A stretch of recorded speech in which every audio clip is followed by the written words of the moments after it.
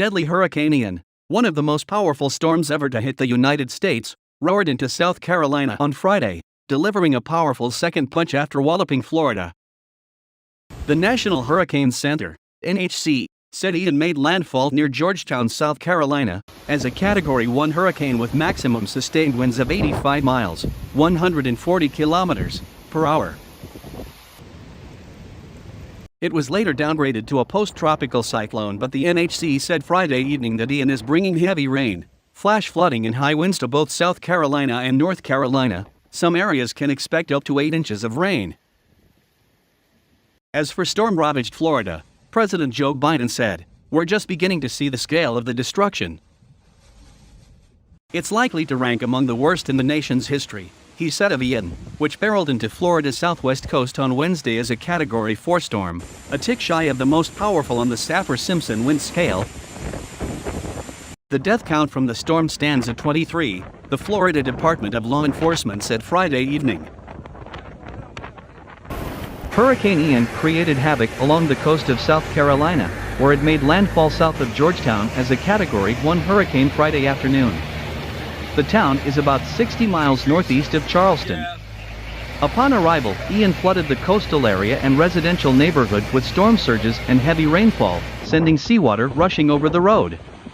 The floods have become catastrophic, the Pawleys Island Police Department said on Twitter, as it posted several videos showing the staggering amount of flooding.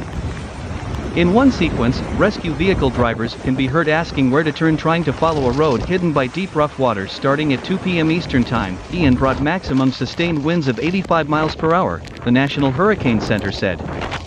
In a sign of the many threats posed by Ian, the state of South Carolina was under more than 85 weather alerts, watches and alerts as of 2 p.m. Police in Horry County, which includes Myrtle Beach, posted video of the sea rushing into the streets from the access point in Garden City along with heavy rain and flooded roads. The agency urged anyone in the area to stay out of the way. A local TV news crew caught sight of the high water rippling along a nearby causeway. Ian had forced road closures in historic downtown Charleston, and winds near the city were blowing at hurricane speed. This is the latest impact of a hurricane to inundate much of the Florida peninsula, and Ian is expected to cause blackouts and flooding to South Carolina and southeastern North Carolina. Ahead of Ian's arrival, storm warnings covered all of the coast of South Carolina and parts of the coast of North Carolina to Cape Fear. Early Friday, a marine weather buoy 41 nautical miles southeast of Charleston recorded waves as high as 21 feet, the National Weather Service said.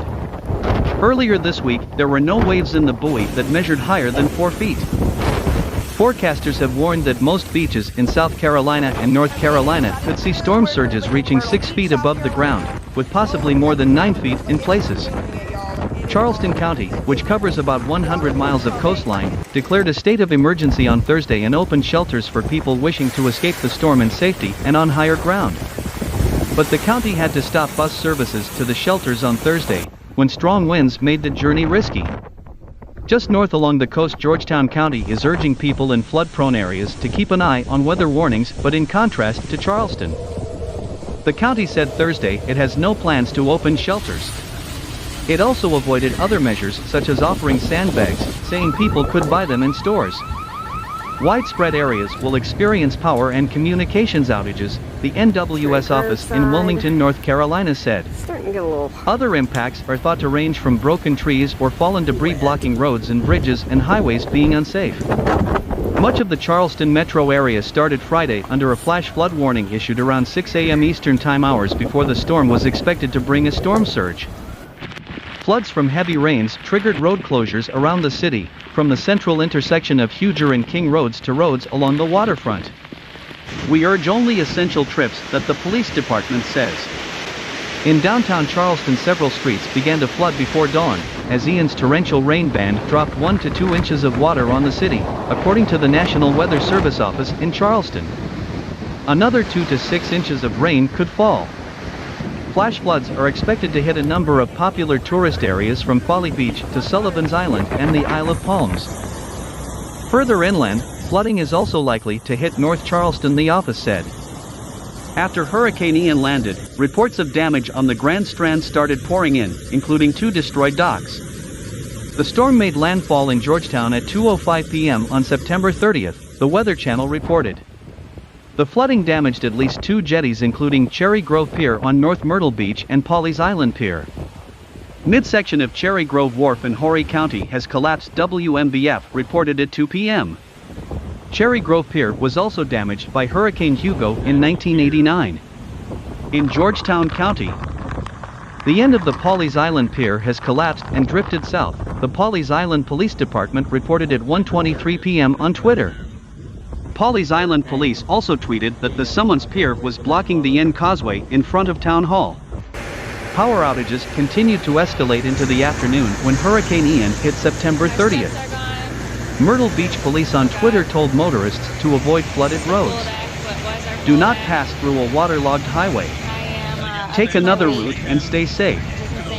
This is the 3rd Avenue South and Ocean Boulevard, they tweeted, along with a video of the SUV speeding down a flooded road. I heard that we are experiencing more flooding on Ocean Boulevard than I thought, with a few vehicles stranded in the water. It's coming from a low point, said Public Information Officer Mark Cruia. Myrtle Beach texted at 2:30 p.m. Myrtle Beach Fire Crew responded to 316 4th Avenue for a structure fire. There was no fire, but Truck 6 rescued 4 people trapped on the 2nd floor due to flooding in the area, the Myrtle Beach Fire Department said on Twitter at around 2:30 p.m. Hurricane Ian is preparing to make landfall anytime now on the South Carolina coast, said Georgetown County Emergency Services Director Brandon Ellis. The eye of the storm is approaching the area between Awendaw and Georgetown as we speak of a Category 1 hurricane with winds of 85 miles per hour. The effects felt by the area on the morning and evening of September 30th included several fallen trees throughout the area, flooded roads, and the tremendous impact of storm surges being felt on coastal communities and tidal marshes. We encourage everyone, stay home, don't go out, make sure you keep yourself and your family safe, said Ellis. Don't put yourself in danger just to take advantage of the sights and sounds of a hefty storm affecting our area. Some district utility partners have stopped aerial operations, such as using bucket trucks to repair power lines. The most serious danger the county has seen so far are storm surges along the county's coast and strong winds, also uprooting trees, in some cases on highways. Surfside Beach Police Chief Kenneth Hoffman said that many parts of Ocean Boulevard are currently under at least a few inches of water, and at least 3 parts of Ocean Boulevard are closed due to flooding in the area. As of 13:30, the Santee Electric Cooperative reported 4,628 customers without power in Georgetown County and 2,871 without power in Williamsburg County. Horry Electric Cooperative reported 4,016 customers without electricity, and electric cooperatives of South Carolina except Marlboro Electric Cooperative and PD Electric Cooperative reported 42,829 outages. Ellis confirmed that the crew responded to a fallen tree impacting a house on Graham Lane near Georgetown, reportedly causing injuries. Ellis said first responders responded to numerous calls for fallen trees across the region. The City of Andrews posted on its Facebook page that power lines went out on Jones Avenue and Privet Street on the morning of September 30th. While trees were uprooted near Tony's Famous Pizza on North Morgan Avenue and along South Carolina Highway 41. From Myrtle Beach Police, the department reported around 12:40 p.m. that the lights at the intersection of Kings Highway and 3rd Avenue South were out. A Category 1 hurricane less than 100 miles south of Charleston was heading north towards South Carolina at about 9 miles per hour, but the monster hurricane was already showering Georgetown and Horry counties with heavy rain and twinkling lights around Georgetown County. In Myrtle Beach, 2 women walked in the rain along North Kings Highway in Myrtle Beach around 10 a.m., one of them pushing a stroller, battling the wind. Homeless people roamed the streets, one carrying pillows, the other with sacks of goods, looking for shelter.